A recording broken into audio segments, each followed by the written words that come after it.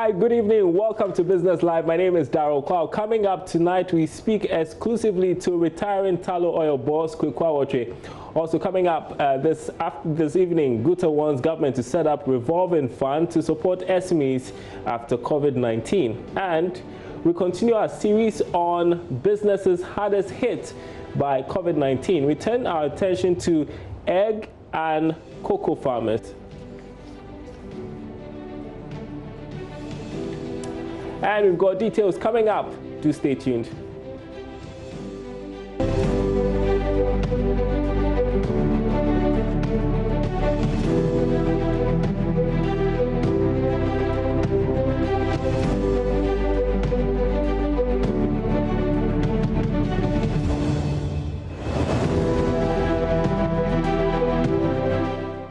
For well over 2 years, he has managed one of the biggest oil and gas firms operating in Ghana. Now, Aboagye-Wiafe says it's time to bow out. Tallow Ghana today announced that its managing director and executive vice president of Tallow Oil PLC, Aboagye-Wiafe, will be retiring from the company on the 30th of June. Mr. Wiafe will hand over his responsibilities to Wissam Al-Munthiri, who has spent 17 years with BP in various upward operations, leadership and asset management positions around the world. Well, joining us to talk about his time at Tallow is Mr. Aboagye-Wiafe. Great to see you, sir. Congratulations on the remarkable feat you have chalked at Tallow Ghana since you took over as MD. What's it been like being at the helm of affairs at Tallow? It's been a good experience. You know, the oil and gas business is really a fast-paced, high-intensity. There's a lot of focus on safety because of all the potential opportunities for things to go wrong in the high seas. We have a young workforce because the oil and gas industry is young in Ghana as well. And then we also have a multinational workforce because that is also the nature of the oil and gas industry. We have a management team has come from England, from Singapore, from Malaysia, India, all over the place. So it's a multinational workforce. It's fast-paced. The stakes are high, and the need for a safe environment is paramount. So there's a lot of pressure to perform, to deliver all the time. And what would you say were some of the great accomplishments you attained there at Tallow? I think there are a number of things we did. From a production point of view, we did meet a number of challenges a couple of years back. We really changed the team over the last 12 months, and we're seeing the fruits of the new operations team. You see that this year in particular, we have a very stable production. We're meeting our guidance. You can imagine these things don't happen with a flick of a switch, and they've been 9 to 12 months in the making this happen. So that's an important area. We did also a lot of training during the last couple of years, especially our line managers, empowering our managers and our staff, because that's really the key to success. And we also spent quite a bit of time looking at our local content initiatives and making sure that we were making an impact in that area. Of course, you can never do enough, and there are always challenges, but I think these were areas that we spent quite a bit of time and focus on during the time I've been here.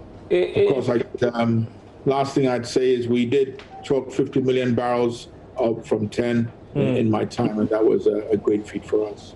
In May last year, you were appointed EVP, Executive Vice President of Tallow Oil PLC, the first Ghanaian to be in that position. Was that the highlight of your time there?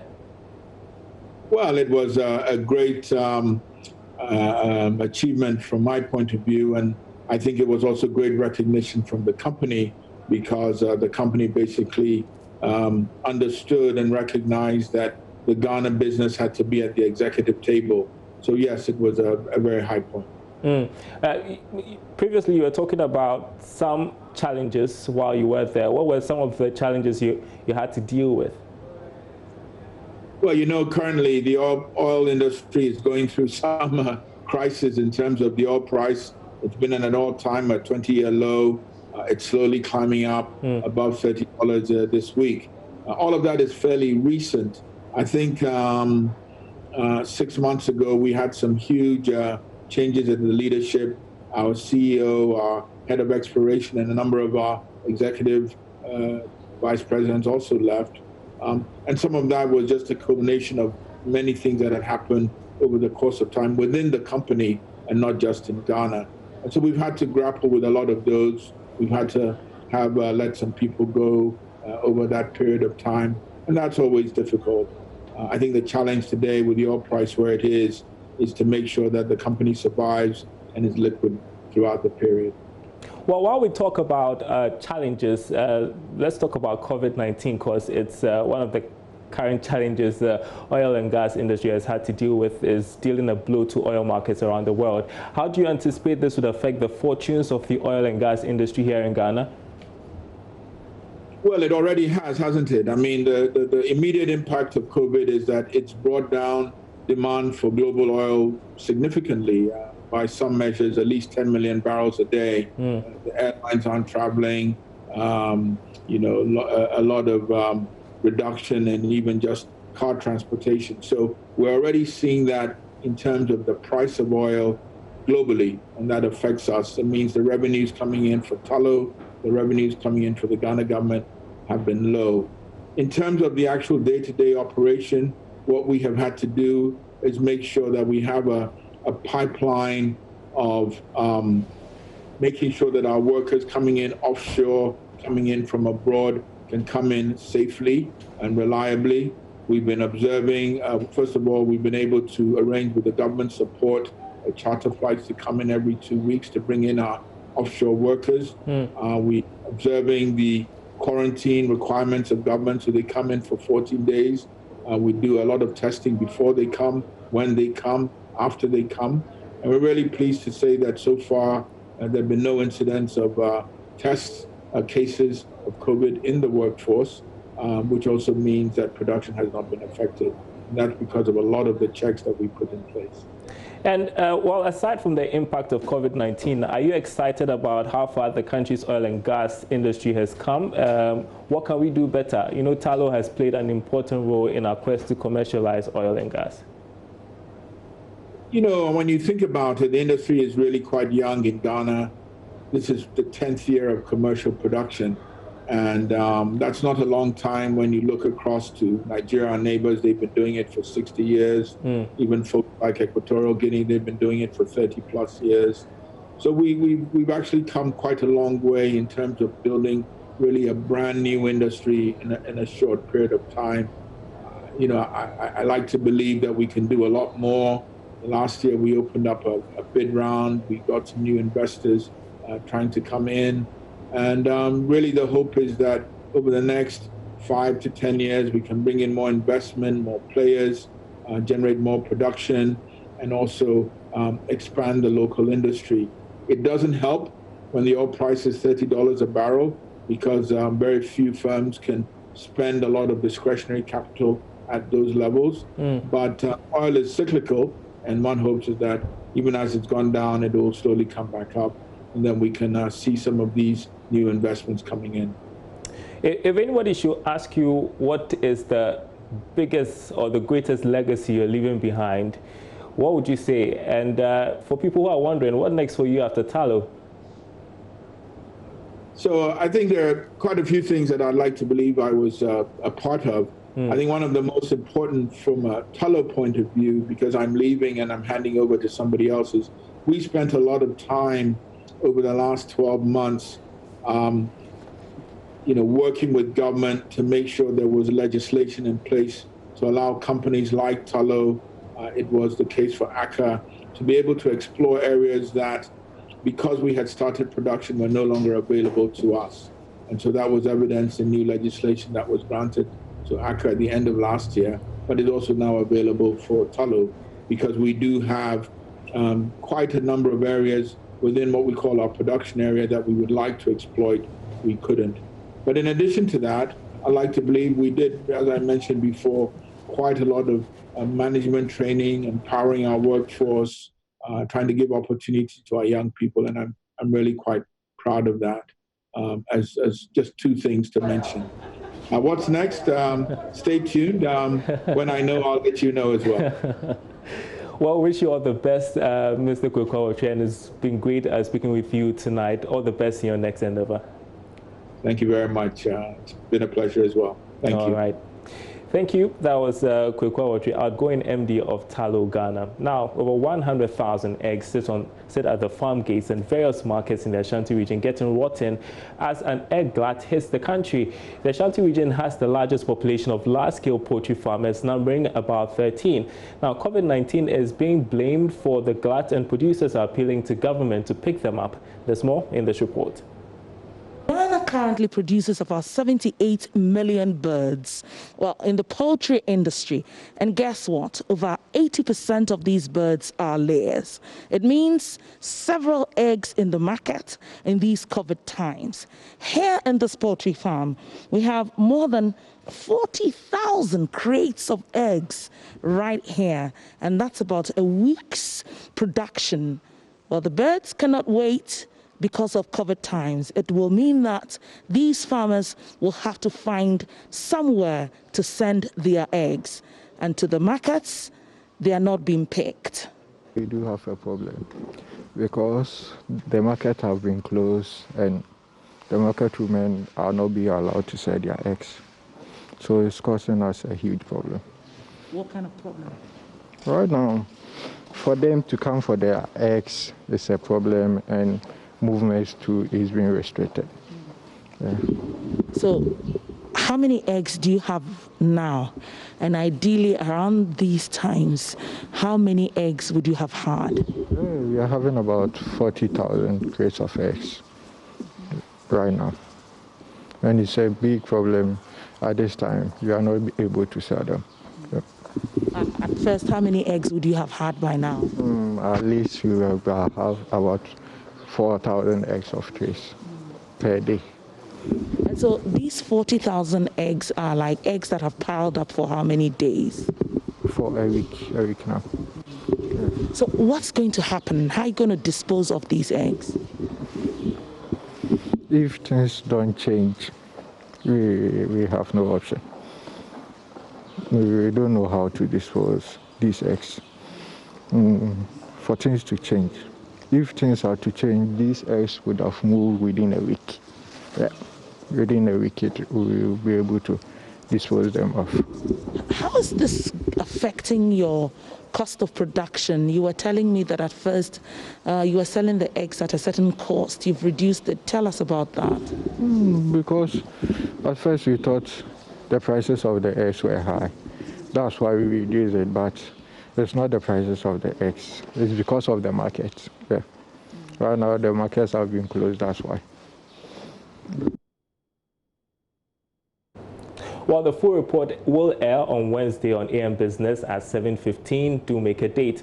Now, as the coronavirus takes its toll on global economies, cocoa farmers are making a case for Ghana to create local demand for industrial use of cocoa, so not to overly rely on international markets. Already, Chief Executive of Cocoa Board, Joseph Edu, has revealed the pandemic has disrupted global chain of cocoa production, saying this will slow the acquisition of $3.5 billion syndication loan for the 2020-2021 cocoa crop season. My colleague Charles Aite visited one of Ghana's largest cocoa farms to hear from the farmers there.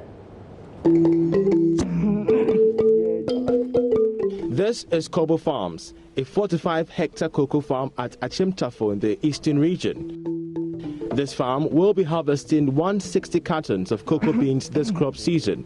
But there is a problem.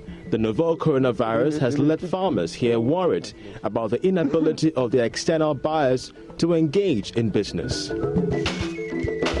Samuel Tetekobo owns this cocoa farm. He won the 2019 International Cocoa Awards. He took me on a tour through his cocoa farm. For him, the novel coronavirus calls for an urgent relook into the creation of local markets for cocoa farmers. This challenge is worldwide. And for me, that's why I feel hurt when I come to realize that Ghana doesn't have a proper warehouse for storage of these things. Because this could be the time where we could properly store a lot of these beans. And again, begin our own local processing. If we are not even going to sell the beans, let's break them down into a second grade, seed that is broken down into a second grade quality, okay? So that instead of exporting the seed that nobody is ready to buy now, we crack the seeds. We try to, roast them and make them something that can last. Nobody knows how coronavirus is going to last anyway. But if we can break them down and get them in a semi-processed form, and then we can store them, this will become so marketable going forward. So you walk into the shop. Okay. So you talk to the consumer. It is the season of, they call it a pruning season. You can see the leaves around. These are leaves that have been pruned to aid in air circulation across the cocoa farm. We get to interact more with the farmers. As you could see, they also check in most of the things around and check in most of the leaves. We get to interact with them, especially when it is a very crucial season for them in terms of pruning and the cultivation of seeds.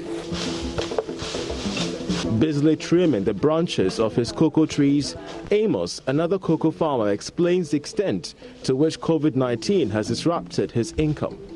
Yare COVID-19 ebae na aboye hu esan se cocoa eni ejuma yeye pa na mrofo nso enu na omudi ti vese na yare ni corona ya na ebisa ye hu se nti afi mpo no ebetimi ato ye cocoa ti enu na ye ai se aya adwen a ye adwene hu bebre wo yare hu ama skas ka hu ayede san se semre so emre akoko ensheda eni ho na kakra na ye titi no so no ye hu sika eni ho ma omo to no omo de abeto san se aban adwenyina wo yare hu ta ma sika ni ho ekuafo ebre. For various cocoa farmers like that of Amos, the coronavirus is really having a toll on their line of duty. Yes, they are off growers, but they are concerned about their livelihood, especially when the and even imports of cocoa beans across the country and around the world has been somewhat stalled, especially when coronavirus has hit hard on countries that have huge thirst for cocoa beans here in Ghana. Plunging cocoa bean prices are not only threatening revenues, of which Ghana has already lost $1 billion in the past month and a half, but also stalling the government's current syndication process for loan facilities for the 2020 and 2021 crop season. This strains Ghana's renewed commitment to improve refinement processes and guarantee that over 50% of domestically produced cocoa beans will be processed. While difficult to estimate future import or export sales, the pandemic more broadly is continuing to disrupt global supply chains and affecting manufacturing companies around the world, a sector that contributes up to 10% of Ghana's GDP in 2018. I'm Charles Aite for Joy Business. Well, finally tonight, the Ghana Union of Traders Association, GUTA, is proposing government sets up a revolving fund for businesses as an annual support for micro, small and medium enterprises in critical times. According to the president, Dr. Joseph Obeng, the small-scale sector needs more support in order to contribute effectively to the economy after COVID-19. He wants other stakeholders that may not benefit from the first disbursement to be considered in another package. He has also welcomed the 5% interest on the 600 million CD stimulus package. I'm expecting that this thing should be a revolving fund, and that if we are able to redeem the first tranche of the fund, it should be a revolving fund. And if possible, if government gets extra funds, it will also go a long way to help us. Because even in this, you can see that government really did a wonderful work by creating this fund, because the revenue is not improving because of the situation that we find ourselves, and for government to be doing this and that, giving a whole lot of concessions in electricity, water, and other things, for government also to be able to bring this this fund, then it means they are doing what they can. But that's why I'm also saying that if it is possible, but whatever it is, the onus also lies on us to also work hard and to be able to redeem this fund so that it can be a revolving fund for us. Yeah, 5% for a stimulus package like this is very welcoming. And even if you look at the moratorium that has been given, and for 3 years to pay, it means that it's a good concession that government have done, and we appreciate the efforts of government. We had the opportunity to meet with MBSSI, and all the questions that we were seeking have been answered. And we are very grateful to MBSSI. They seem to know what they are doing, and we appreciate their efforts as well. We are presenting our list, and then our members have also been informed that they should be prepared for the disbursement process. And so soon after the launch, everything will roll out. All right, and we're looking forward to the launch of that stimulus package by the president in the course of this week. That's it for Business Live tonight. Thanks for watching. More news as always on our website, myjoyonline.com/business. My name is Darryl Kwao. Thanks for watching.